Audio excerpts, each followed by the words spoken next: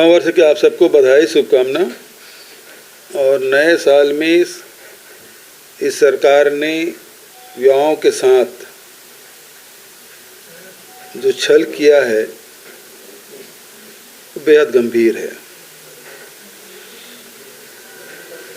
करीब 2897 सहायक शिक्षकों को इस सरकार ने निकाल बाहर किया जो परमानेंट थे। ये कोई दैनिक वेतनभोगी या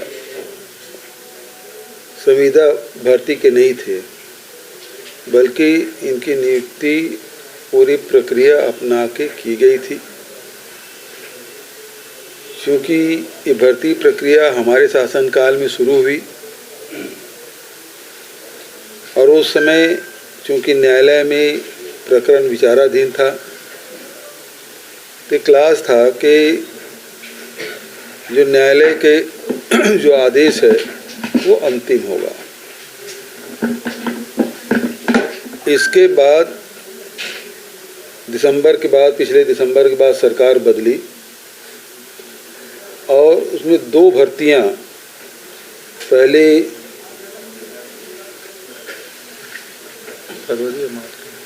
पहले 9 फरवरी 2024 और 7 मार्च 2024 इनके शासनकाल में नियुक्ति हुई। 2 नियुक्ति हमारे शासनकाल में, 2 नियुक्ति इनके शासनकाल में।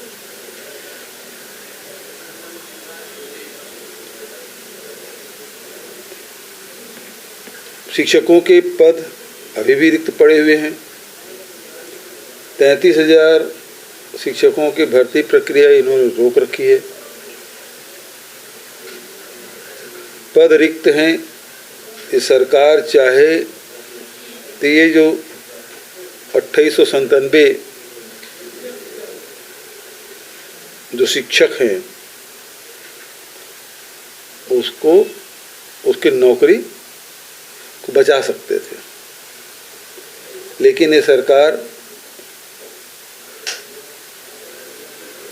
नौकरी तो दे नहीं रही है, जो नौकरी मिली हुई है उससे छीनने का काम कर रही है।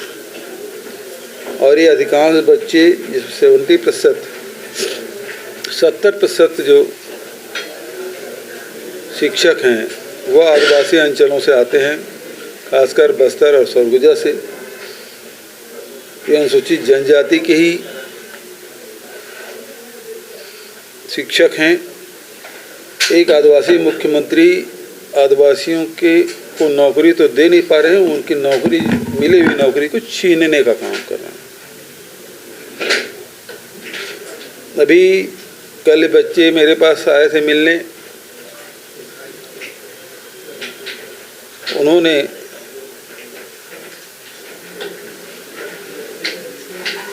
नव वर्ष में ही टर्मिनेशन के आदेश लेकर गए थे। नए वर्ष वैसे भी एक दूसरे को बधाई देने को होता है, शुभकामनाएं देने को होता है, लेकिन इन बच्चों के साथ तो इनका जीवन ही अंधकारपूर्ण कर दिया गया है।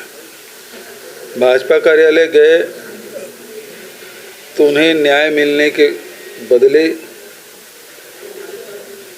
उन्हें जेल भेज दिया गया। 30 बच्चे अभी भी जेल में हैं।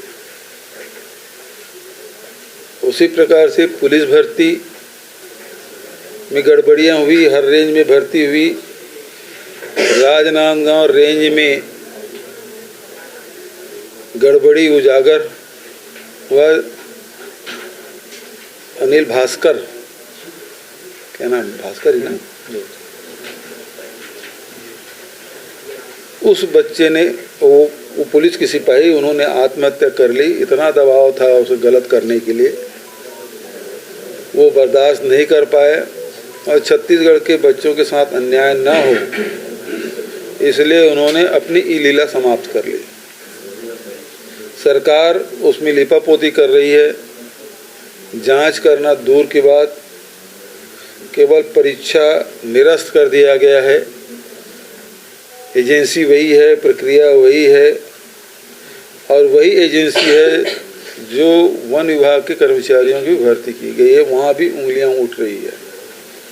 ये जो पारदर्शी सरकार होने का ढोंग कर रही है और बड़े बड़े होर्डिंग लगा कर रखे हैं, ये केवल धोखा है। जिस प्रकार से होर्डिंग लगा है 3100 रुपया एकमुश्त भुगतान किसानों के लिए, ये भी किसानों के साथ धोखा है। 18 लाख आवास, ये भी एक धोखा है। और जो भर्ती प्रक्रिया है उसमें निष्पक्षता होने के जो विज्ञापन के बोर्ड लगे हुए हैं, वो भी एक धोखा है। और मिली हुई नौकरी को छीनने का काम अकेले हिंदुस्तान में ये सरकार कर रही है। नौकरी मिलती नहीं, मिल गई उसे छीनने का काम, और दोषारोपण कर रहे हैं कि हमारे शासनकाल में। भाई तुम्हारे शासनकाल में तो हुआ। न्यायालय ने बार बार पूछा कि इनको रखा जा सकता है, आप क्या करने वाले हैं, लेकिन एजी चुप्पी साध ली। इसका मतलब एजी मतलब सरकार के प्रतिनिधि। सरकार अभी भी चाहे तो इन 2897 बच्चों की नौकरी सुरक्षित रखी जा सकती है। ये विष्णुदेव जी क्षीर सागर में शेषनाग में शयन कर रहे हैं, जागें और बच्चों के भविष्य को सुरक्षित करें। सर, ये अलग-अलग नगर निगमों में प्रशासक बैठाए धान खरीदी अभी तक लक्ष्य से नीचे है, और इस तरह की सरकार की जो तमाम योजनाएं चल रही है भ्रष्टाचार की भेंट चल रही है, इस पे आप क्या कहना चाहिए? लगातार जो उनकी मुख्य योजना थी इस सरकार में देखिए कि कोई भी योजना है, जब से सनी लियोनी के नाम से खाता खुला और 10 महीने से उसके खाते में पैसे जा रहा है, इससे महतारी वंदन योजना की पोल पट्टी खुल गई। अभी पता चला है कि महासमुंद में किसी शासकीय कर्मचारी के परिवार के लोगों को भी मिला। मतलब पता नहीं इसमें कितनी गड़बड़ियां हैं। तो एक तो उसके सत्यापन के नाम से लोगों को नाम काटेंगे, एक अलग विषय। दूसरे तरफ किसान परेशान, तीसरे तरफ रेत माफिया काम कर रहे हैं, भू माफिया, खदान माफिया और पुलिस की गुंडागर्दी अलग। अभी भिलाई में होटल में जो न्यू ईयर मना रहे थे, वहाँ छुपाया गया। मुझे जो जानकारी मिली है कि एक पुलिस महिला अधिकारी वहाँ गई थी पार्टी में, उसके साथ छेड़खानी हुई। मुझे जो सूत्रों से पता चला है वो ये है। और उसके बाद वो 12 बजे पहले ही होटल बंद कर दिया गया। हालांकि आज पेपर में छपा 12:30 बजे तक की ऐसा लिखा है। लेकिन स्थिति ये है कि आज महिला पुलिस अधिकारी भी सुरक्षित नहीं है विष्णुदेव की सरकार में। लेकिन क्या करें, इज्जत बचाना है तो अपना ही नाम छुपा रहे हैं।